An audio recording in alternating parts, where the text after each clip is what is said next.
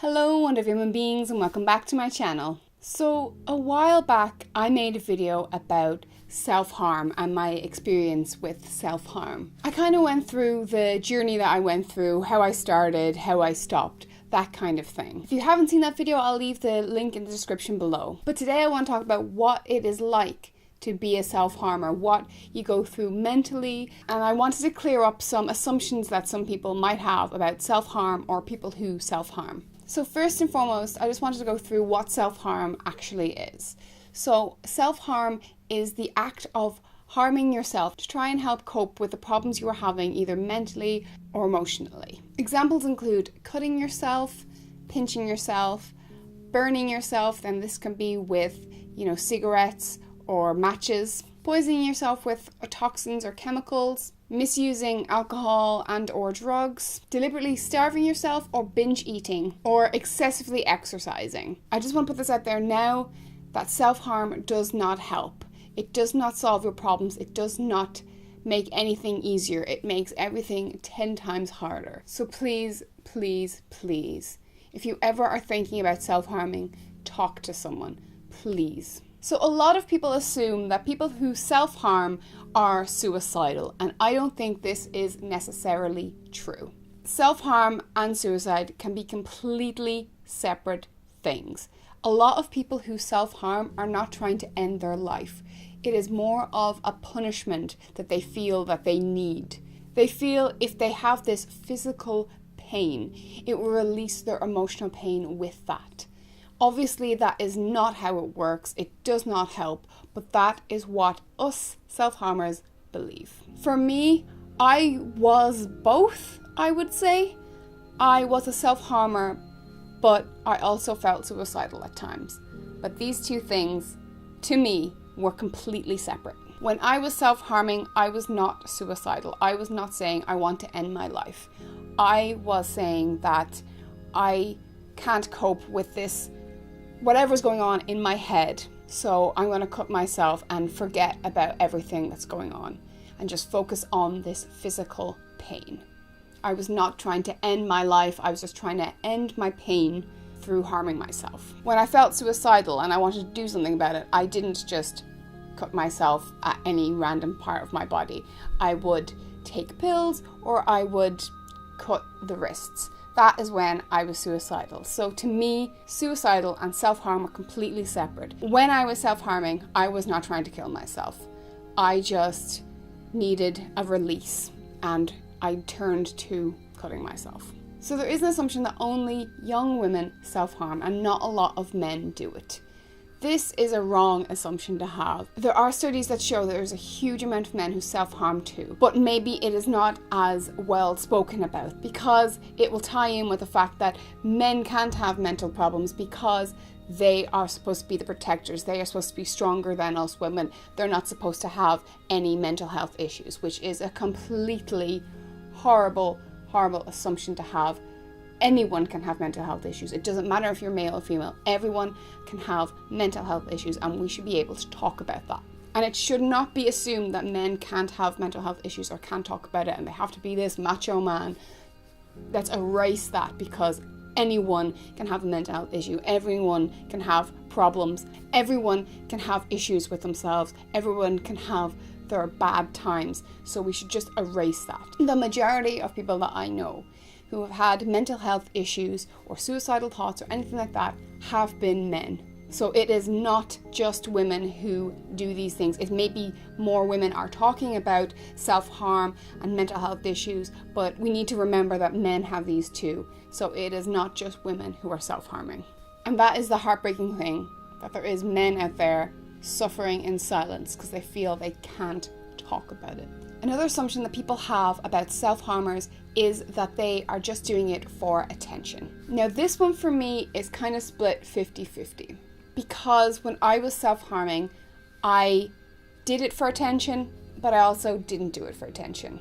So what I mean by this is that I clearly was struggling in my life, but I felt I couldn't reach out and talk to anyone about it. It felt weird asking for help. I didn't want to say that I'm struggling, please help me. I wanted to suffer alone. But I knew I did need help. I knew I needed my friends to support me and help me through this. So a way of me trying to get that attention from my friends was to cut myself. Because as soon as I cut myself, I would tell my best friend, oh, look what I've done, and hoping that they'd be able to help me with my other problems. But I didn't tell everyone. I told my closest friends, but I didn't tell some acquaintances that I'd see every day, or I didn't tell my family. I didn't want them to know. I picked and chose who I wanted to know about the self-harming thing and who I wanted to help me with it. But on the other hand, I wouldn't accept their help.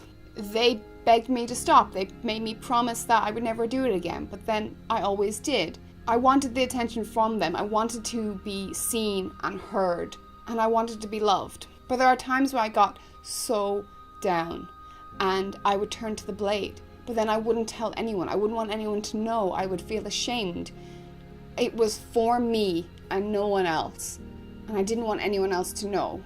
So in a way it was for attention, because I wanted people to care about me and help me through this difficult time that I was too afraid to actually talk about. And I just represented it on my arms with my cuts. But then on the other side, I felt like it was helping me. I felt like it was helping me cope with this emotional pain. I tricked myself into believing that this was the best way of me coping with my emotional pain. And I didn't tell anyone. I didn't want the attention from that. I just wanted it for myself. So it depends on the person. I think at first it was for attention, but then after a while, I felt like it was for me. It was helping me cope, even though it 100% wasn't helping me. My emotional pain was always there, and I just kept on getting worse and building because I was feeling ashamed of cutting myself and resorting to these measures to dealing with these emotional pains. So it just spiraled. But in my head, in my state at that time, I thought it was helping.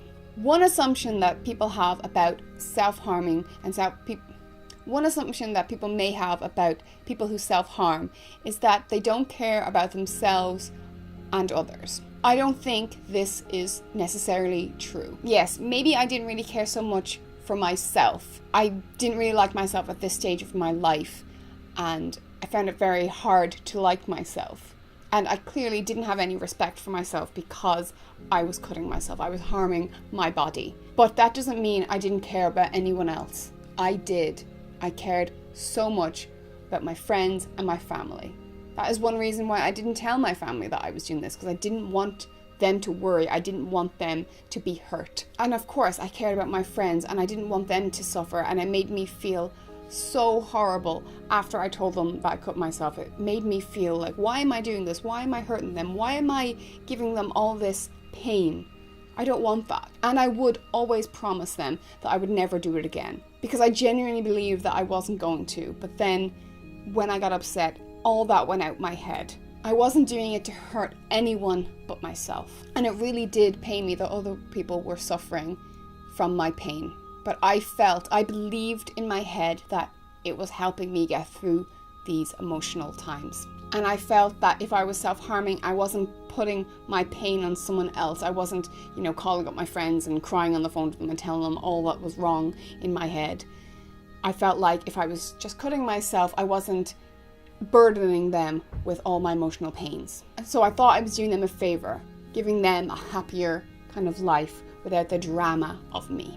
To get to the stage that I wanted to self-harm, mentally, I was a mess. Because there were times where I would get upset but didn't feel the need to self-harm.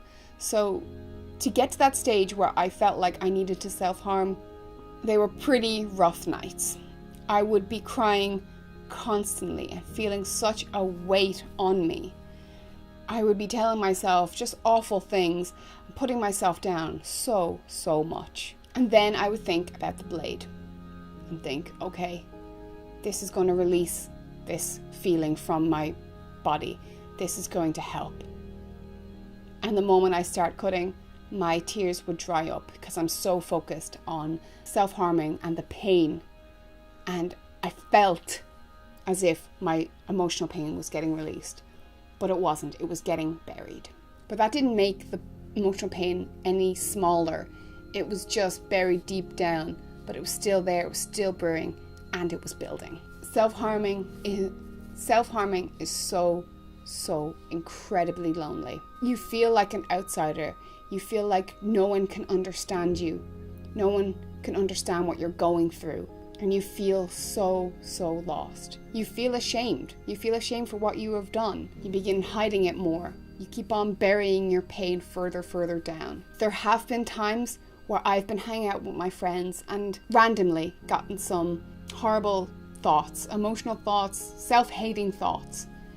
And I have nipped to the bathroom, cut myself, and came back out as if nothing had happened. Still laughing, still joking about, still having fun, but underneath my clothes, I was bleeding. And eventually I distanced myself from my family. I did not want them to know about what I was going through. I didn't want them to know that I was harming myself because I didn't want them to worry. I was emotionally all over the place. I didn't talk to them about anything. I remember shouting at my mother one time. It's the only time I've ever told her to F off, and it still pains me that I did that. But I didn't want her to be close to me. I didn't want her to find out what I had done because I was ashamed. And also I was terrified of them getting help from me. Professional help. I was terrified of talking to a therapist or talking to someone and being on medication. I was terrified as being diagnosed as sick and mentally ill, which now I think is utterly ridiculous. Adult me is screaming in my head thinking, why didn't you get help? You could have gotten better so much quicker than you did. It took me so many years to get over the way I thought, the way I handled my thoughts, and get to a place where I loved myself. If I had sought out help about my emotional problems, maybe I never would have self-harmed. So I wanted to make this video to emphasize that getting help is nothing to be ashamed of. Asking for help is one of the strongest things that you can do. Things get too much for us and we need to be able to ask for help. I wish I had gotten help when I was younger because it meant years and years of unhappiness where I could have been just enjoying my life. A website called BetterHelp reached out to me and asked me if I wanted to make a video with them. BetterHelp is an online therapy service where you can talk to trained counselors online and seek out help for whatever issues that you are having. And they are there to help and support you. This is good for people who have anxiety about meeting people in person and are scared of going to an office and talking to someone face to face about their problems. It also provides a cheaper option to therapy, as therapy can be so expensive, but they provide affordable plans for you to get help online with these therapists. So there's many ways that you can communicate with your therapist. It can be through live chat, it can be through video chat. It is up to you and you get to decide, and whatever you're comfortable with, your counsellor will support that. I've used the service and for me it was so helpful. I didn't even have anything that I really wanted to speak about. I just wanted to try therapy because I'd never tried it before in my younger years. So I got paired up with a counsellor after I put in the details of the kind of things I wanted to talk about, and they matched me with the perfect counsellor for me who are specialised in those areas. I found the experience really fulfilling, and it really helped with issues that I didn't even know that I had. It was basically like a conversation with a friend, but this friend was a trained counsellor and focused on certain things that I was telling them, and we talked through that, and I found it really helpful, and the counsellor was so supportive, and it made me realize that therapy isn't that scary. It's not this person looking down at you and telling you everything that's wrong with you. It is a conversation with someone who understands the human mind a little bit more than you and helps you talk through your problems or your issues and is there to listen and support you. It is so amazing, and I'm so glad that I did it. So it's okay to ask for help. There is absolutely nothing wrong with it, and I strongly encourage it if there are things that you would like to sort through. I will leave a link to the BetterHelp website down below if you would like to try it. There's absolutely nothing wrong with asking for help. I should have done it when I was younger, and I really regret it because I could have been happier for so much longer than I have been. Please give this video a wee thumbs up if you enjoyed it, and please subscribe to my channel. I make videos every week. Okay, I love you. Bye bye.